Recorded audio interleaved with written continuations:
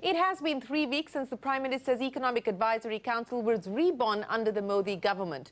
With growth in the first quarter slipping to its lowest level in over 3 years, the panel of economists led by Pmeac have their task cut out. Good evening. Thanks very much for joining us on this special broadcast on CNBC TV 18. I'm Shereen Bhan, and with me today on the program is one of the members of the Prime Minister's Economic Advisory Council, the outspoken Surjit Bhalla. Surjit Bhalla, appreciate you joining us here on CNBC TV 18. The first meeting is over. The Pmeac has identified 10 focus areas that you intend to work on. Now, I would imagine that for the right remedy to be administered, you have to make the right diagnosis of the state of the economy. So what, to your mind, is causing the slowdown that we're faced with today? The first point I want to make, look, there are several causes for the slowdown. There is a slowdown. Now, how long-lasting it will be and what we can do about it is a second question. So first, regarding the slowdown, we have that it's declined for 5 quarters. And we know that last year there was demonetization. And we know that this year, starting in July, which is after the slowdown was observed of 5.7%, we have the GST. So first we need to conclude as to what has been the contribution of demonetization to this slowdown. Let me interrupt you on that issue, Surjit. Let's address the issue of demonetization. The CSO's own data shows that deceleration started prior to demonetization, but it only got worse post-demonetization. So specifically on the impact of demonetization on the economy, what is your prognosis now? I've, tried to do an analysis of pre-demonetization and post-demonetization for the sectors that, if you will, are most affected by demonetization. We know that industrial growth has been plagued by the twin deficit problem, balance sheet problem, called NPA problem, call you what you will. We know that agriculture had a rather very good year last year. Right at the time of demonetization, we had a very good weather and the crop was good. So I'm saying we should exclude agriculture because of the weather factor favoring growth, and we should exclude industry because of the balance sheet problem. If you take now the rest of the economy, which is about 56%, it turns out that there is a deceleration, number one, and number two, that a large part of the deceleration is accounted for by the rise in real interest rates that India has experienced. The rise, the increase in real interest rates. So therefore, I think the one culprit, if you will, in the growth slowdown, and I think the most important culprit is the increase in real interest rates. Inflation since 2013 has declined by 700 basis points. Yes. 700. Yes. And, if you will, interest rates have declined by 200. Now, it doesn't take a genius, mathematical genius, to find out that real interest rates have really, really gone up. Indeed, today, real policy rates in India are the second highest in the world, second only to Brazil. So what's going on? Again, Surjit, I get the point that you're making on interest rates, and it's a point that you've been making for a while now. You've held this view for a while that interest rates are the main culprits for the slowdown that we're seeing. But let's look at the data. Rates are the lowest that they've been since November of 2010. The Reserve Bank has cut rates by 200 basis points since January of 2015. But then let's take a look at transmission. The Reserve Bank has cut rates by 200 basis points, but only about 60 basis points have been passed on by banks in the period of January 2015 to April 2016. So the problem seems to lie not just with the fact that the Reserve Bank hasn't cut enough, according to you, but also that banks are facing capital constraints. They've got the bad loan issue to deal with. So are you right in laying the blame only at the door of the Reserve Bank? Absolutely. Very good question, and let me try and answer it as follows. Look, first of all, the World Bank, the RBI report on the, if you will, transmission of rates just came out over the weekend. I'm going through it, as I'm sure you are, and everybody else is.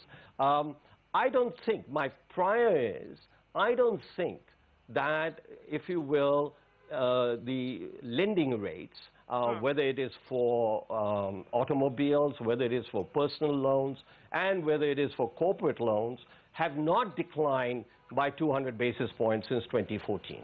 So first of all, I would like to look at the numbers on this as to how much the banks have passed through. Now, to be sure, maybe they should even pass through more than 200 basis points. But the brief that the RBI has, that lending rates are only down by 160 basis points, I think is an empirical question and absolutely needs to be examined. As I said, I'm sure you will, and I'm sure I will, and other analysts will. Second, who said, and name me one piece of evidence from the entire world where a central bank says, I'm not going to cut rates further because, you know, the banks haven't passed through all the rates. There is no logic, no economic logic in that statement. Factual as it might be, as I said, I need to study it. But that doesn't mean they can't cut more. What the policy rates, and here I would like to remind you and the viewers and the listeners, if you will, that in, you know, the major conundrum for me, the major puzzle for me, is that last year in October, in the first policy meeting of the RBI MPC, in October of 2016, they cut rates by 25 basis points. Okay? And if you will, the inflation rate for the preceding 8 months was something like, average inflation rate was something like 5.8%. 5.8% was the average inflation rate, and they cut rates by 25 basis points, saying that the real interest rate, the real policy rate, was 125 basis points. This is the RBI itself. This is the MPC itself. So why don't you and others ask the RBI that since October of 2016, inflation rates have dropped by 200 basis points, 200, and they have cut rates by 25 basis points? Does that make sense to you? What happened to your transmission of rates and the banks not doing this? You know, Surjit, questions have been asked of the Reserve Bank, but let me ask you how the PMEAC intends to tackle the issue of interest rates. How do you plan to engage with the MPC? Are you going to be meeting the MPC? What is the mechanism that you intend to put in place on engaging with the MPC, with the Reserve Bank on the issue of interest rates? Because that clearly you seem to believe is the #1 issue at this point. Okay. Now, the PMEC has a broad mandate, as you've seen. There are 10 areas we're looking at, and monetary policy is one of them. There's employment, there's agriculture, and a whole host, there's social issues. So interest rates is not the only area that they will look at. I do not know what the procedure is. If you will, I'm giving my personal view that I think the #1 issue, and this I wrote long before the PMEAC came on board or came into existence, that the #1 issue facing the Indian economy is high interest rates. And I think we need some answers from the RBI, from the MPC. I can't ask them. I was just pleading with your analysts and your reporters to ask the RBI. And you know, the PMEAC will be helped by this. Everybody will be helped by this. Why aren't these questions asked, is my question. Okay, let me move away from that issue to address some of the other issues. Now, one of the factors for the deceleration in credit growth perhaps is due to supply-side constraints. What is the remedy that you see there? What was discussed as part of the PMEC's first meeting, if anything at all, on dealing with stressed assets, on recapitalizing public sector banks, for instance? Okay. Now, look, again, stressed assets is at least a 3-year-old issue. What the NPA is, and from what I hear, again, from the RBI and from the Ministry of Finance, I think there has been a lot of progress. You know, we had the insolvency code passed, and I think the banks and the RBI are in close touch in order to resolve this problem. And they have a great expertise in this, and I have no reason to question their expertise and what they are doing. If you ask me, I'm very satisfied and very happy with the way that the RBI has managed the exchange rate. And I think I'm very happy with what the RBI has done vis-a-vis stressed assets and continuing to do. That doesn't mean that I think that they're doing a perfect job. Absolutely not, but nobody's doing a perfect job in the world. But I think on this issue, I do not have too many questions with what the RBI is doing. Okay, since we are talking about the Reserve Bank, two of the biggest central banks in the world, Surjit Bhalla, the ECB and the Fed in the United States, are embarking on a journey of starting to wind down the stimulus program, so to speak.